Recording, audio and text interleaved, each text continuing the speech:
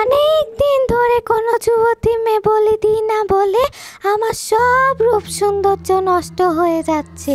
কাল অমাবস্যার রাত, একটা যুবতী মেয়ে বলি দিলেই আমি আবার আগের মতো সুন্দরী হয়ে যাব।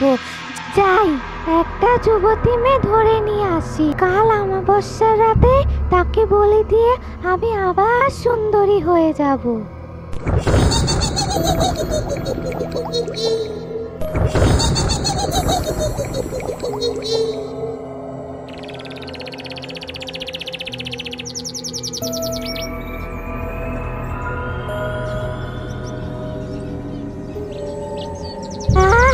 গ্রামটা তো বেশ সুন্দর, দেখেই চোখ জুড়িয়ে গেল।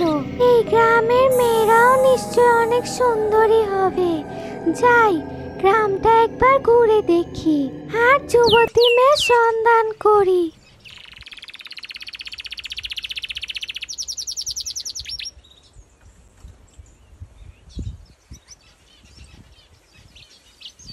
দেখেছিস, আমরা এসে গাছ থেকে আম পেড়ে আম নিয়ে ওদের জন্য দাঁড়িয়ে আছি, অথচ ওদের কোনো খবর নেই।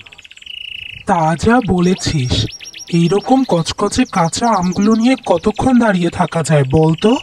এই মেয়েগুলোকে নিয়ে এই জন্যই কোথাও শান্তি নেই। কেন যে ওদেরকে লবণ মরিচ নিয়ে আসতে বলেছিলাম, নিজেরাই আসার সময় বাসা থেকে একটু লবণ মরিচ নিয়ে আসতাম, তাহলে এতক্ষণে আমরা আমগুলো খেয়েও ফেলতে পারতাম।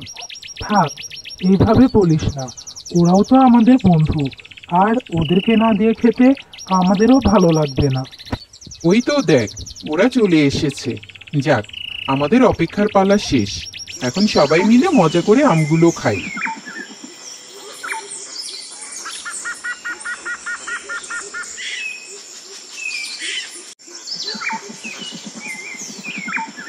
কি রে তোরা, এমন কচকচে আমগুলো নিয়ে কতক্ষণ দাঁড়িয়ে থাকা যায় বলতো? এত সাজার পরও তোদের সাজগোজ শেষ হয় না। তা তুই একা কেন? তুলসী কোথায়? আরে আর বলিস না, তুলসীর বাড়ি গেলাম বলেই তো দেরি হয়ে গেল। তুলসী আজকে আসবে না, আঙ্কেল আন্টি বাসায় নেই তো, তাই ওকে বাসার দেখাশোনা করতে হবে। তোকে বলেছিলাম না সজীব, মেয়েদেরকে নিয়ে এই এক যন্ত্রণা। এতক্ষণ আমরা অপেক্ষা করতেছি, ওদের আসার খবর নেই। এতক্ষণ পরে যাও একজন আসলো, আরেকজন আসবে না। তার থেকে আমগুলো তুই আর আমি মিলে খেয়ে ফেলতাম, সেটাই ভালো হতো। ওদের জন্য অপেক্ষা করাই ভুল হয়েছে। ও তাই? আমরা মেয়েরা সব যন্ত্রণা, আর তোরা ছেলেরা সব দুধে ধোয়া তুলসী পাতা। যা, তোদের আম তোরাই খা, আমি চলে যাচ্ছি। তোদের ডাকে আমার আশাটাই ভুল হয়েছে, আর কোনোদিন আমাকে আম খেতে ডাকবি না। এই তোরা থামবি? কিছু হলেই তোরা ঝগড়া করতে শুরু করে দিস কেন বলতো? এমন তো না যে তুলসী ইচ্ছে করে আসেনি। আঙ্কেল আন্টি হঠাৎ করে বাইরে চলে গেছেন, এটা তো ওর দোষ না। এখন আয়, ঝগড়া না করে আমগুলো খাই, আমার আর তর সইছে না। ঠিক আছে ঠিক আছে, আম বলে কথা। তোরা এত করে যখন বলছিস, তখন তো আর না খেয়ে যেতে পারি না। দে, আমার কাছে আমগুলো দে, আমি বানিয়ে দিচ্ছি। আমি আমার শিকার পেয়ে গিয়েছি। ওই মেয়েটা ঘরে একা, এই তো সুযোগ। এই সুযোগে মেয়েটাকে তুলে নেওয়ার কোনো ব্যবস্থা করতে হবে। যাই, মেয়েটার ঘরে কি অবস্থাটা দেখে আসি।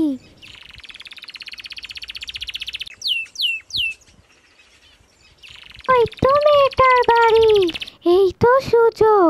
কেউ চলে আসার আগে তাড়াতাড়ি কাজটা সেরে ফেলি।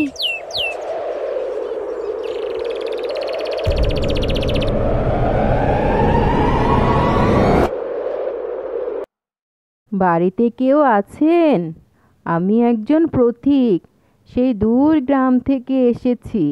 তৃষ্ণায় বুকটা ফেটে যাচ্ছে, আমাকে একটু পানি দিতে পারবেন গো?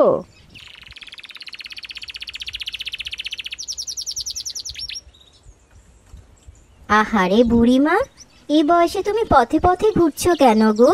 তোমার কি বাড়ি ঘর নেই, ছেলে মেয়ে নেই? বাড়িঘর থাকলে আর পথে পথে ঘুরি রে মা। একটা ছেলে ছিল, অকালেই মারা গেছে। সেই সুযোগে জমিদার আমার বাড়িঘরগুলো সব দখল করে নিয়েছে। তাই তো পথে পথে ঘুরি, আর যা পাই তাই দিয়েই চলি। আহারে বুড়িমা, তোমার কি কষ্ট। যদি আমার ওই রকম সামর্থ্য থাকতো আমি তোমাকে আমার কাছেই রেখে দিতাম, পথে পথে ঘুরতে দিতাম না। তোর কথাগুলো শুনে আমার পরাণটা জুড়িয়ে গেল রে মা। সবাই যদি তোর মতো এরকম দয়ালু হতো তাহলে আজ আর আমাকে পথে পথে ঘুরতে হতো না রে। তুই কি একটু কষ্ট করে ওই গাছটার নিচে যাবি রে মা? তোকে আমি একটা জিনিস দিতে চাই। আমার পোটলাটা ওখানে রাখা আছে তো সেই জন্য। না গো বুড়িমা, আমার কিছু লাগবে না, তুমি ভালোভাবে চলো, আমি সেটাই চাই। তুই না করিস না রে মা, তোকে আমি ভালোবেসেই দিচ্ছি। ঠিক আছে বুড়িমা, তুমি যখন এত করে বলছো তাহলে চলো।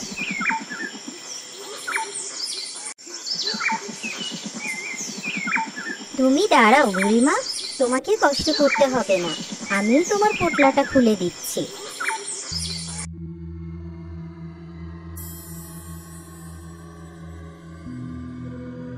এ কি, ব্যাগ ধরতে আমি ব্যাগের ভিতরে কিভাবে চলে আসলাম?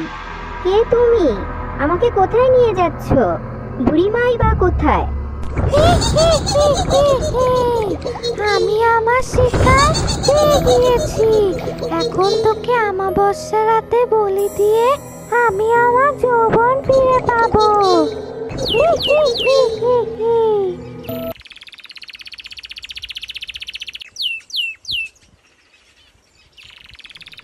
এই, তোরা খবর শুনেছিস? গতকালকে থেকে নাকি তৌশিকে কোথাও খুঁজে পাওয়া যাচ্ছে না। হ্যাঁ, খবরটা আমিও শুনেছি।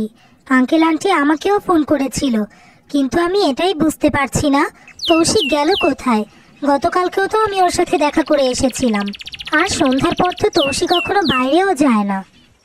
শোন, এত কথা বলে সময় নষ্ট করার মতো সময় নাই। চল আমরা সবাই মিলে তৌশিকে খুঁজতে থাকি।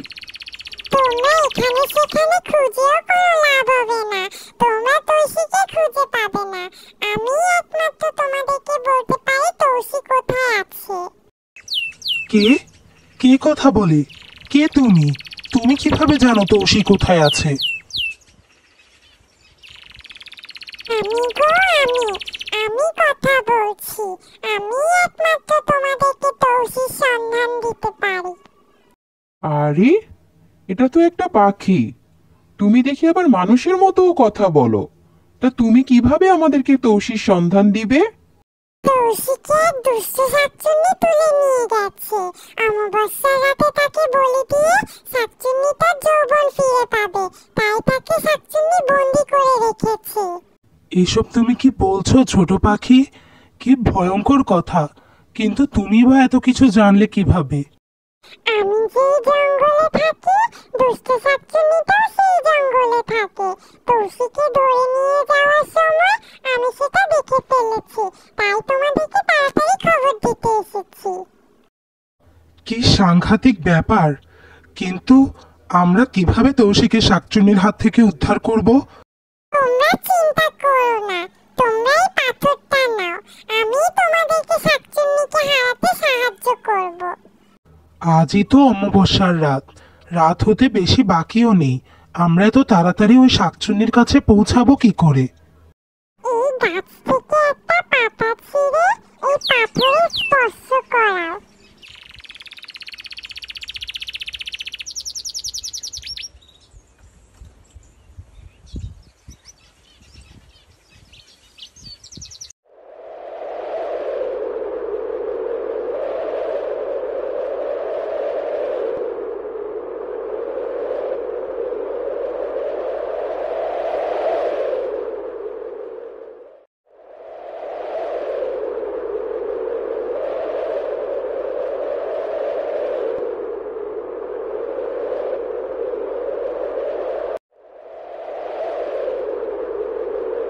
এটাই সেই শাকচুন্নির গুহা।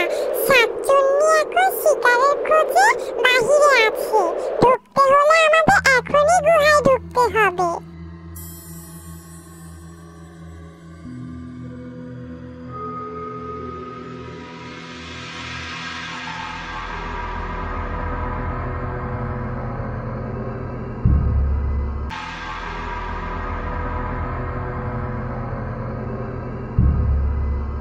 শাকচুন্নির গুহায় তো ঢুকে পড়লাম, কিন্তু বন্ধু, তুমি না বলেছিলে শাকচুন্নি গুহায় থাকবে না?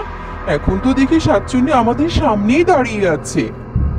তোরা কি সবাই ভয় পেয়েছিস? ভয় পাস না, এটা শাকচুন্নি না, এটা শাকচুন্নির মূর্তি। আরে ওই তো তৌসি। তৌসি, তুই ঠিক আছিস তো? কিন্তু তৌসি তো খাঁচার মধ্যে বন্দি। আমরা তৌসিকে মুক্ত করব কিভাবে? চিন্তা করো না বন্ধু, আমি তোমাকে যে পাথরটা দিয়েছিলাম সেই পাথরটা খাঁচায় ছোঁয়াও, তাহলেই দেখবে খাঁচার দরজা খুলে যাবে। আমাকে মুক্ত করার জন্য তোদেরকে অনেক ধন্যবাদ। তবে যা করা তাড়াতাড়ি কর। শাকচুন্নি মনে হয় এতক্ষণে টের পেয়ে গেছে যে তোরা আমাকে খাঁচা থেকে বের করে ফেলেছিস।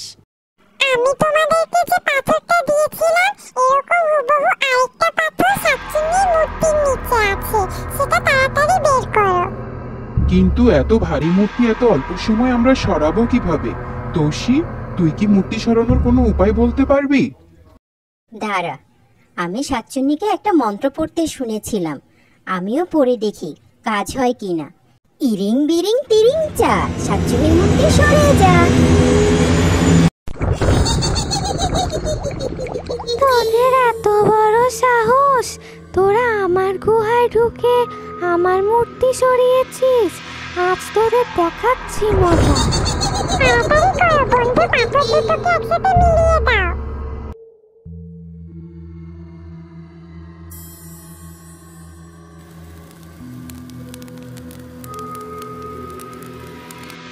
ওরে বাবা রে, বাঁচাও গো, মরে গেলাম। তোদেরকে অনেক ধন্যবাদ বন্ধু। তোরা জীবনে ঝুঁকি নিয়ে আমার যে উপকার করেছিস, আমি সেজন্য চিরকৃতজ্ঞ। ছোট্ট পাখি, তোমাকেও অনেক ধন্যবাদ। তুমি না থাকলে আমরা এই বিপদ থেকে কখনোই মুক্ত হতে পারতাম না।